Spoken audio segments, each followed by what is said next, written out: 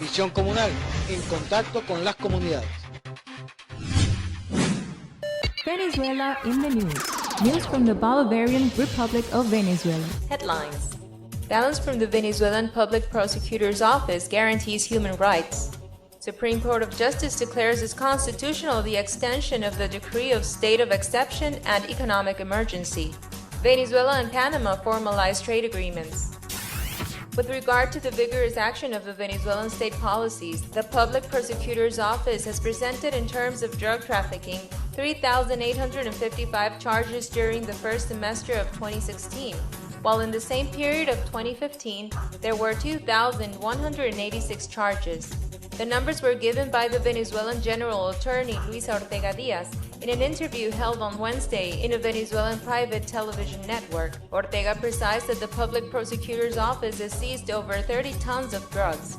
She also informed that so far this year there have been 3,932 charges and 6,646 indictments. Ortega also made reference to the Directorate for International Policies for information about Venezuela's progresses in the protection of human rights.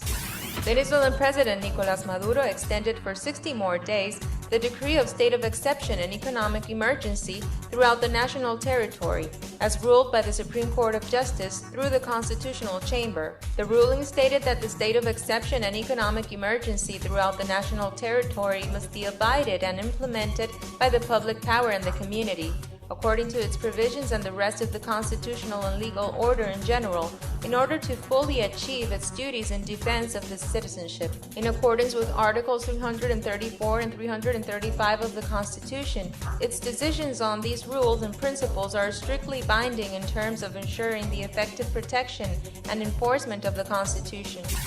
Minister for Interior, Justice and Peace, Gustavo González López, informed that in the state of Vargas, North American Joshua Anthony Holt was arrested for allegedly being involved in the assassination of a state leader of the United Socialist Party of Venezuela. The investigations determined the violation of the administrative protocol and the disregard of the civil code and other laws at the moment of Holt's marriage to the Ecuadorian Tamara Belén Caleño, who is now arrested. Mayor of the Sucre municipality, Carlos Ocariz, ignored several legal procedures for this marriage. González López affirmed that 6 dangerous individuals were shot, while other 7 were arrested.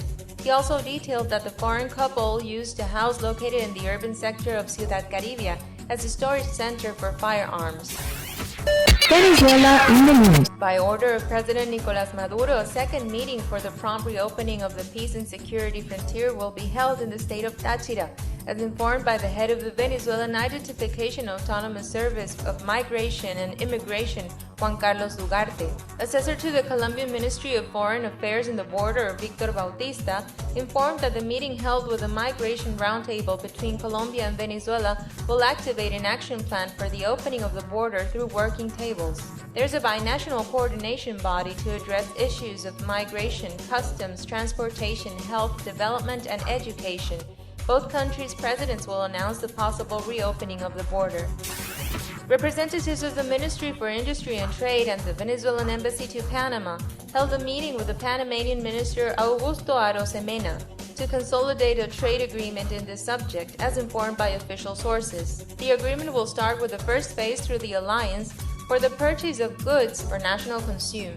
The objective is to comply with guidelines of the Great Mission for Sovereign Supply to activate control measures in the distribution chains of priority products, normalizing the supply.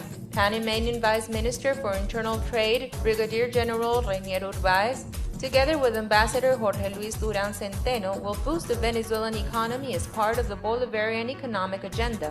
For the purchase of products, there are $100 million available to be assigned to those companies that offer better price conditions and delivery terms. The Venezuelan committee will remain in Panama until July 23rd to consolidate the trade agreements. News from the Bolivarian Republic of Venezuela. Headlines. Balance from the Venezuelan Public Prosecutor's Office guarantees human rights. Supreme Court of Justice declares as constitutional the extension of the decree of state of exception and economic emergency. Venezuela and Panama formalize trade agreements. Venezuela in the news. News from the Bolivarian Republic of Venezuela.